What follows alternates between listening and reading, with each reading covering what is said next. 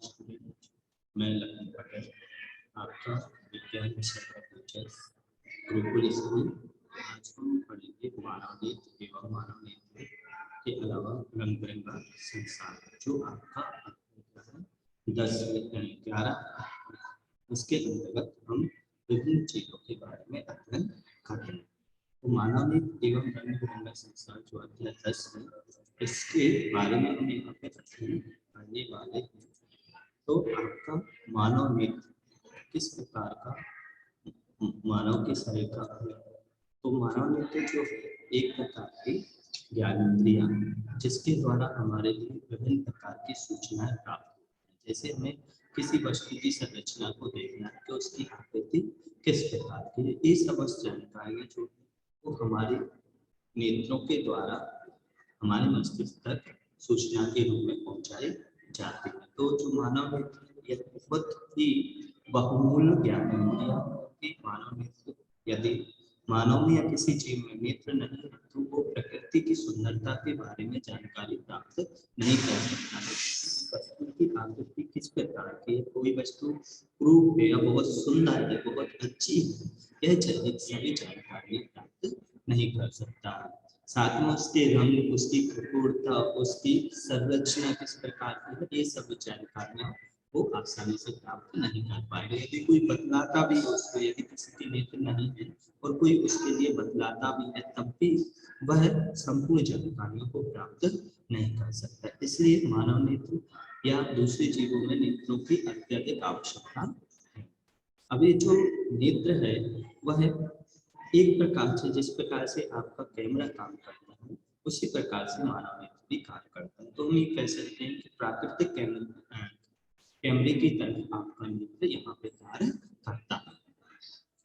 अब यह जो मानव नेत्र है वो कैमरे की तरह जब कार्य करता है तो विभिन्न वस्तुओं की इमेज या जो चेहरा है वो आपके मस्तिष्क में बनाता है। यहाँ जिस प्रकार से आप ब्रेन का उपयोग करते थे या प्रिंट का काम करते थे, उसी प्रकार से जो नेत्र है वह आपके संपूर्ण इमेज जो है वो हमारे मध्य मस्तिष्क में बनाने का कार्य करते हैं, जिसकी समस्त सूचनाएं जो है एक दृढ़ तंत्रिका मतलब एक प्रकार की नर्व सेल है जो कि आपके नेत्रों से सूचनाओं को आपके मध्य मस्तिष्क तक पहुंचाने का कार्य करती है। तो यहाँ पे हम नेत्र के विभिन्न भागों के लिए देखेंगे कि नेत्र की संरचना किस प्रकार से होती है। तो नेत्र की संरचना आपके लिए स्क्रीन पर शो हो रही है और उसकी संरचना यहाँ पर आपके लिए दिखाई दे रही है। तो नेत्र में सबसे बाहर एक जो आवरण आपके लिए यहाँ दिखाई दे रहा है, यह जो आवरण है वह आपके नेत्र गोलक का निर्माण करता है, जिसका नाम है दृढ़ पटल। क्या नाम है इसका? दृढ़ पटल इसका नाम होता है। और यह दृढ़ पटल का काम क्या है? यह आपके जितना भी पारदर्शी माध्यम है उसके चारों ओर एक परत की तरह होता है, और ये जो हमारा नेत्र है उस नेत्र की सुरक्षा करने का कार्य करता है। अर्थात बाहरी आघात एवं बाहरी चीजों से हमारी सुरक्षा करने का कार्य करता है। ये जो बाहरी भाग है, यह जो भाग आपके लिए दिख रहा है यहाँ, ये संपूर्ण भाग जो है वह आपका दृढ़ पटल की तरह कार्य करता है। दृढ़ पटल के अलावा आपका जो भाग है रक्त पटल, यह रक्त पटल के लिए यदि हम देखें तो रक्त पटल क्या है? रक्त पटल जो भाग है वह आपका एक काले रंग का जो भाग दिख रहा है, इस प्रकार की जो संरचना है यहाँ पे आपको दिख रहा है, दृढ़ पटल की तरह कार्य करता है। वह यह जो है प्रकाश के परावर्तन, जो बार बार परावर्तन होगा उस प्रकाश के परावर्तन को होने से रोकने का कार्य करता है। क्योंकि आपको मालूम है कि जब भी प्रकाश किसी लेंस से या किसी कांच में से गुजरता है तो प्रकाश का बार बार परावर्तन होता रहता है। तो परावर्तन की घटना को रोकने के लिए दृढ़ पटल का उपयोग यहाँ पे किया जाता है। रक्त पटल के बाद आपका आता है रेटिना। अब रेटिना के लिए यदि हम देखें तो रेटिना कौन सा भाग है, तो आप यहाँ पर देख सकते हैं, यहाँ पर विभिन्न भाग दिख रहे हैं, जिनमें से आपके लिए जो दृढ़ टीका है या दृष्टि पटल है, यह दृष्टि पटल के लिए ही रेटिना करते हैं। और इसी रेटिना वाले भाग पर आपकी वस्तु का जो प्रतिबिंब है इस स्थान पर बनता है, जिसके कारण आपको वो वस्तु दिखाई देती है। इस स्थान पर क्या होता है, वस्तु का प्रतिबिंब बनता है।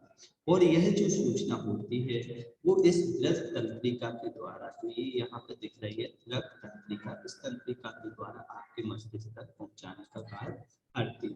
तो यहाँ आपके मानव नृत्य के विभिन्न भाग, जैसे आपके लिए यहाँ दिख रहा है सबसे बाहरी भाग, जैसे हमने देखा दृश्य पटल है या दृष्टि जो आपके नेत्र की सुरक्षा कर रहा है, ऐसे ही आपके सबसे बाहर जो भाग होता है आपकी आंखों के सामने एक स्वच्छ मंडल होता है, एक पतली जाली के समान संरचना होती है, बनी होती है जो पारदर्शक होती है, जिसमें से प्रकाश आगे पहुंचता है।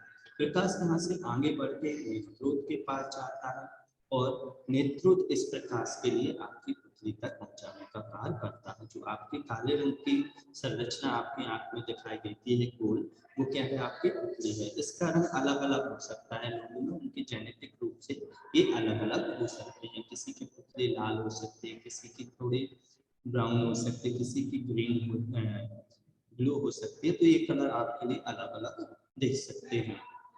इसके पश्चात इसके आगे का भाग होता है परितारिका। परितारिका जो है नेत्र के अंदर प्रवेश करने वाले प्रकाश की मात्रा का निर्धारण करने का कार्य करती है, अर्थात नेत्र के अंदर कितनी मात्रा में प्रकाश पहुंचना है उसका निर्धारण आपकी परितारिका करती है। आप लोगों ने देखा होगा जब कभी भी आपकी आंखों के सामने एकाएक कोई टॉर्च जला देता है तो आपकी आंखें अपने आप बंद हो जाती है, तो ये जो परितारिका है वो फैल जाती है और पूरी के पूरे आपके जो पुतली है उसके ऊपर पहुंच जाती है।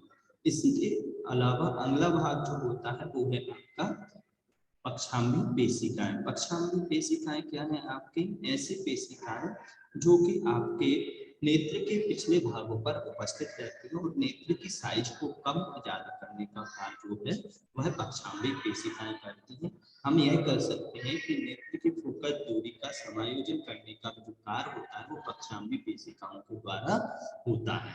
ठीक है, तो पक्षांगी पेशिकाएं क्या कर रहे हैं, आपके नेत्र के जो गोलक है उसके द्वारा फोकस का जो समायोजन है वह करने का कार्य करती है। इसके अलावा जो अगला भाग होता है वो है आपका कचाव द्रव, क्योंकि इस जो आपकी नेत्र गोलक है इस नेत्र गोलक में एक द्रव भरा हुआ है, इसका नाम क्या है, कचाव द्रव है।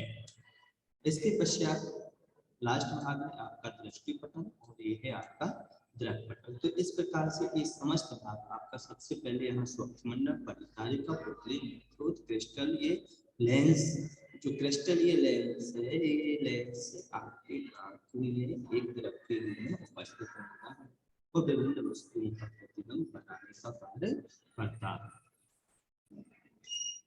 यह कभी उत्तल और कभी अवतल विभिन्न रूपों में परिवर्तित होता रहता है क्योंकि ये द्रव अवस्था में उपस्थित रहता है।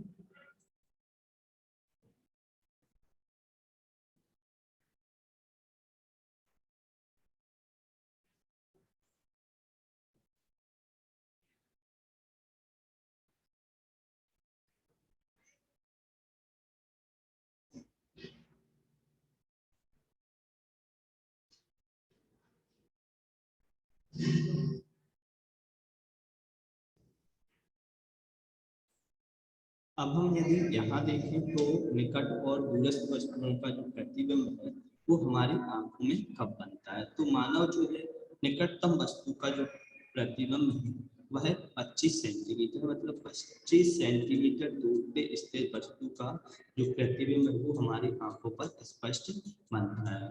यदि आप किसी वस्तु को बहुत पास लेते मतलब 25 सेंटीमीटर से पास लाते हैं तो उस वस्तु का प्रतिबिंब हमारी आंखों में स्पष्ट नहीं बन पाएगा। और यदि हम दूरस्थ बिंदु यदि देखें, मानव नृत्य के जो दूरस्थ बिंदु है उसके लिए यदि देखते हैं तो वो आपका अनंत होता है। तो यहाँ दिया गया दूर स्थित वस्तु, निकट तथा स्थित वस्तु सभी का प्रतिबिंब रेटिना पर बनता है। इसके लिए नेत्र लेंस की फोकस दूरी में होने वाले अधिकतम परिवर्तनों की जो क्षमता होती है उसको समझने क्षमता होती है। नेत्र लेंस की वह क्षमता जिसके कारण वो अपनी फोकस दूरी को समायोजित कर लेता है, इसे हम नेत्र की सामान्य क्षमता कहते हैं। धन्यवाद। आज की कक्षा में केवल इतना ही। अगली कक्षा में हम नेत्र के दूसरे कार्यों के बारे में अध्ययन करेंगे।